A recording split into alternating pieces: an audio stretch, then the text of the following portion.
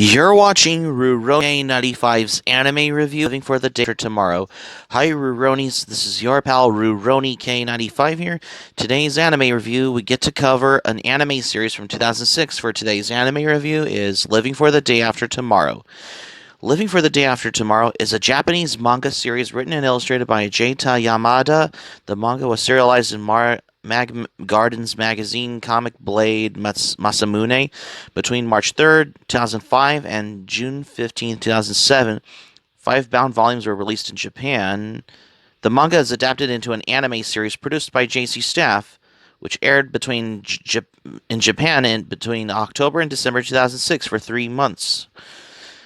And without any further ado, let's review this anime series, Living for the Day After Tomorrow.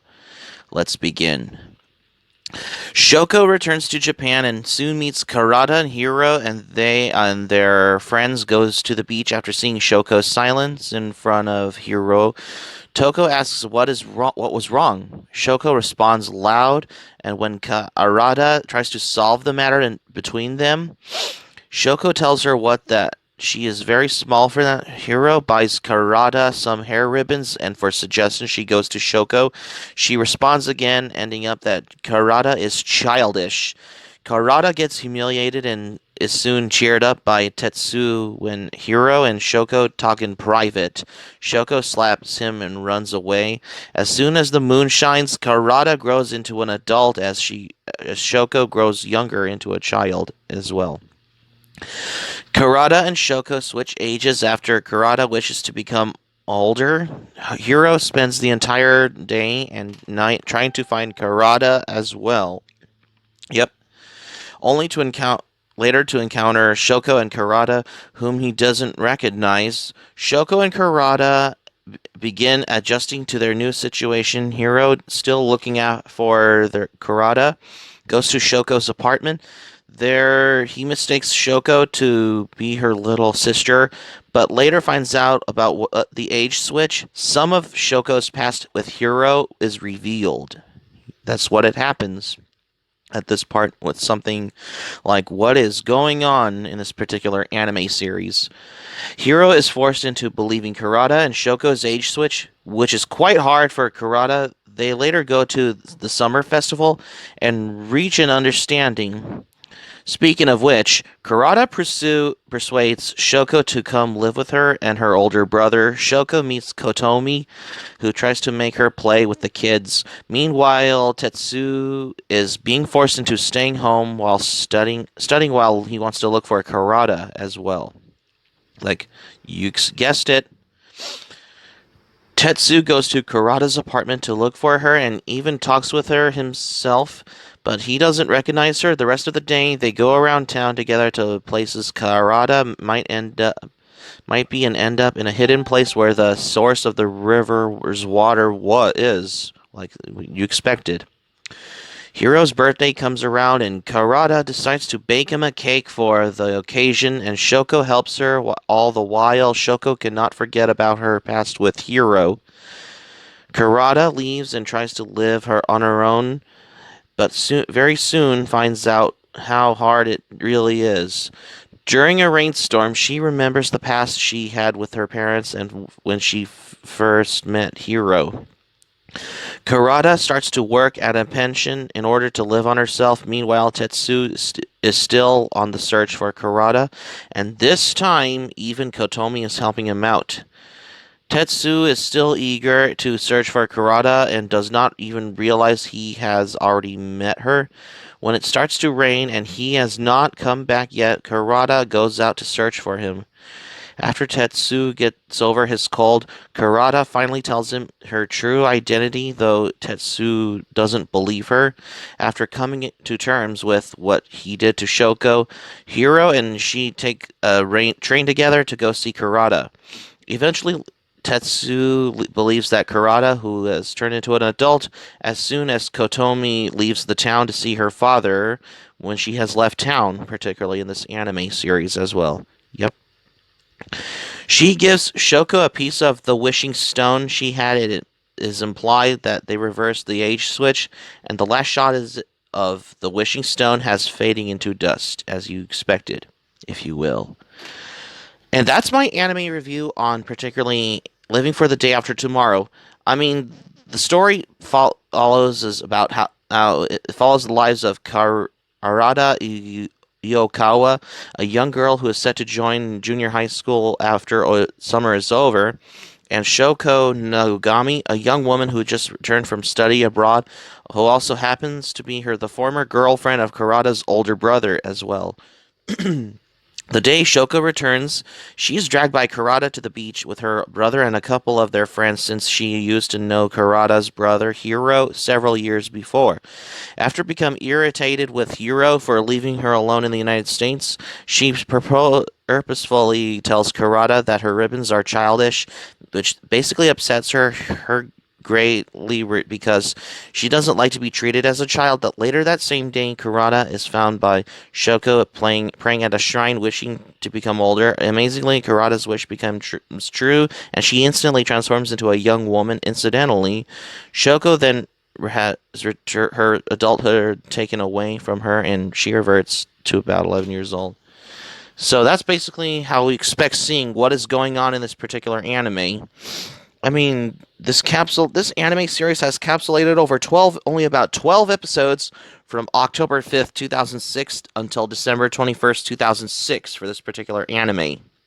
Yep. I mean, the development for this particular anime series, like Living for the Day After Tomorrow, I'll explain why for this particular anime series as well. I mean, the story then flows through both of Karada and Shoko's lives at their new ages, and how come they come across the problems and the emotions that take place. Karada is concerned about her brother Hiro Iokawa doesn't know when she has disappeared and get him believe that she is actually his little sister. We are shown that the two girls come to deal with their problems at this point, particularly different, which then reflects her personalities a bit more to the viewer. Karada is basically shown to get depressed, having some emotional stress, and brought to tears quite easily, showing off her more of her childlike qualities. Shoko, and on the other hand, seems to get on with what she has taken the place, rather being quiet and calm about her situation. However, what goes on inside her mind and what she is thinking may be a different story as well. There are other several characters which are involved in this short story for this particular anime series that is based on a manga. That this gives a nice amount of different personalities between each of them. Karada's brother seemed to be quite a mysterious guy, which he covers his eyes with his hair quite a lot, because branging bangs as well. You guessed it, for this particular anime series as well. I mean, particularly early for this anime series. Then you have Karada's school friend Tetsu, a young male who appears to be care about more than her more than just friends. And then of course his older sister, about another female friend of which seems to be people that support the other characters. Throughout the 12 episodes, as we learn a little more about each one, their relations with each other and feelings about certain issues. What is going on in this anime series as well. I mean, the story is developed quite well in the 12 episodes, although it was with a slow pace between them, and where Karada can face the problems which arise that don't always get resolved in every single episodes. I mean, some of the episodes are given some flashbacks which are added more to development of the characters, with more insight to reasons and relationships and how they came across, adding a few new twists to the plot. There aren't exactly much of that any surprise, however, but not easily expected either. The series isn't always full of emotional and sad moments since there are some happy times with some light comedy and romance added in there too as well, in this particular anime as well. I mean, the animation, however, the art uses a lot of soft, warm color tones throughout the series, which suits overall sunny weather nicely and keeps a consistent blending between everything. The characters' designs were rather good as well. but there's nothing exactly unique or special about each one. There aren't really any similarities, though, which keeps a distinctive look between them. Hair and clothing styles are the most noticeable in area for this. Hero's character design was rather depressing during several scenes where you rarely see his eyes, and the facial hair suggests a lazy mood to the guy, while Kurata, as a child, smiles quite a lot, using more brighter color tones for her hair and clothes, adding a more cheerful look to her character. The child and the adult versions of both Kurata and Shoko have a resemblance between them so that the viewer can still tell they are still the same character, which is also another good point. As it was added a bit more realism to that event at this point for this particular anime series. The scenery has also been done rather well, keeping consistent blend of warm colors in them to detail each of the scenes and make sure the characters fit with them. They aren't exactly as detailed, but give the viewer a general idea of the location of or setting. The characters are currently without using any lines to define them more. The art almost looks like paintings in many areas throughout the series, but overall they were decent and with a beautiful exotic look to each one of them, but the light helps them to add the atmosphere quite a bit. The animation is moderate, though throughout it, without anything too special of note about it, where simple actions such as talking or moving are again done in a simple manner for this particular anime series as well. So for the music, again, to a brief in this area, there doesn't seem to be quite any major problems with the sound anywhere. And this one keeps a moderate approach to usage. No problem with the voice acting, either in some which are chosen voices that are worked and suited well for the characters, either if it's dubbed in Japanese with English subtitles or dubbed in English as well, which you get the point though. Both the opening and ending themes are in a calm in tone, which latter has a more slower pace to it, but both work you expect if you listen to the relaxing ending, which uses a fitting sequence at the end of each episode. Background music seemed to be calm, melodic tracks, but I yet again cannot exactly what you expect hearing in this anime series. And this conclusion for this anime series on there, an interesting drama story mixed with its emotion and drama during a slow pace per episode with some developments between the characters, decent background, and character art using a lot of warm color tones and blends moderate wood and throughout animation throughout an enjoyable watch as well. Yep. So for the thing about my anime review on particularly Living for the Day After Tomorrow, it's getting a lot more better than my movie review on my dreadful Nobody's Fool with Paul Newman. But for the anime series Living for the Day After Tomorrow, I knew it was made by JC Staff that brought you anime series such as Revolutionary Girl Utena and other animes, the majority of on the production as well.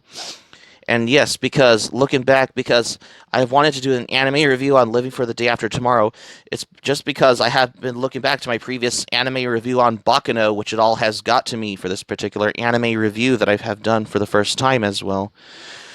Because same with my anime review on Urusei Yatsura, which it all has got to me up until my anime review on Redline and Golden Bat arrived as well for this particular anime review.